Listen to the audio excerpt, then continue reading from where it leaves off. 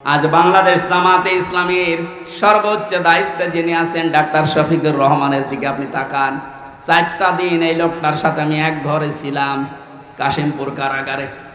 এটা মানুষ বলা যায় না, আমার মনে এটা ফেরেশতা। তার যে ঈমান কোন পর্যায়ে আপনি তার সাথে না মিশলে বুঝবেন না। মনে করছেন জামাত ইসলাম, না, কিসের জামাত, সে জামাতের ঊর্ধ্বে। লোকটাকে আমি একদিন বলছি, স্যার আমি তো 3 বছর আছি, আমিও যোগাযোগ বিচ্ছিন্ন, ওইভাবে বলতে পারি না, আমারে দেয় না। আমার আর মাওলানা মামুনুল হককে কল মোবাইল দিত না, অন্য সবাইকে দেয়, আমাদের দেয় না। হেফাজতের আরো যারা আলেম ছিল তাদের দিত না। ওনাকে দেওয়ার পরেই দেখলাম 4 তালা দিয়েছে। দেখা করতে যে বললাম, স্যার এখানে একটা উপায় আছে, আপনি যদি অনুমতি দেন তাহলে আপনাকে কারারক্ষীদের মাধ্যমে একটা কায়দা করে মোবাইল এনে দিই, ছোট মোবাইল, আপনি কথা বলতে পারবেন চুরি করে। কি বললে? কার সাথে কথা বলবো? অথচ তার ছেলেটাও পাশের ছেলে আছে, তার ছেলেও ডাক্তার, পাশের এক বিল্ডিং পরে তার ছেলে জেল খাটতেছে। কি হিন্দাল সার্কিয়া, কি শয়তানি নাম, উল্টাপাল্টা নাম দিয়ে মামলা করেছে। তার স্ত্রী অসুস্থ হয়ে পড়ে আছে, সে যে একটু খবর নেওয়ার জন্য, না কার সাথে কথা বলবো, আমার বলছে, হামজা আমি সবাইকে, আমার দল সহ সবাইকে আমি আল্লাহর কাছে দিয়ে এসেছি।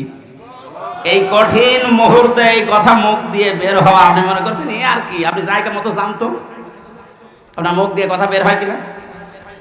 5 তারিখের পর থেকে এই লোকটার যে উদ্যোগ দেখতে পাচ্ছি, আজ আমরা সারা বাংলাদেশ সহ যে অ্যাক্টিভিটিস, যে কাজগুলো, সৎ কাজের আদেশ, অসৎ কাজে বাধা দেওয়ার জন্য যে ভূমিকাগুলো পালন করছে, আমার মনে হয় এভাবে যদি আল্লাহ চালায়, কিছুদিনের ভেতরে ওয়ারাইতান নাস ইয়াদখুলুনা ফি দীনিল্লাহি আফওয়াজা, এটা আমরা দেখতে পাবো।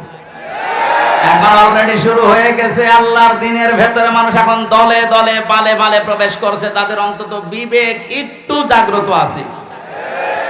বহু শিক্ষিত মানুষ, আমি কথা বলি তো মাঝে মাঝে, দেখি না, বলছে আর কি করব, জীবনটা নষ্ট করে ফেলেছে জালেমের কথা শুনে, বাকি জীবনটা অন্তত ইসলামের কাছে দিয়ে আখেরাতটা তৈরি করি।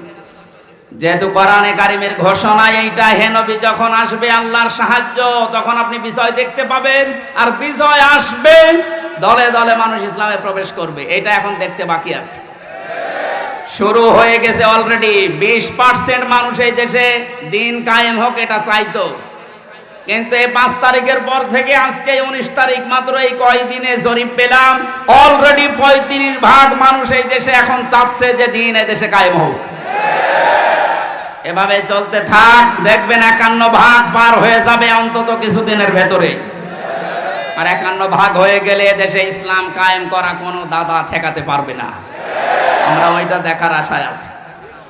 কথা বলেন।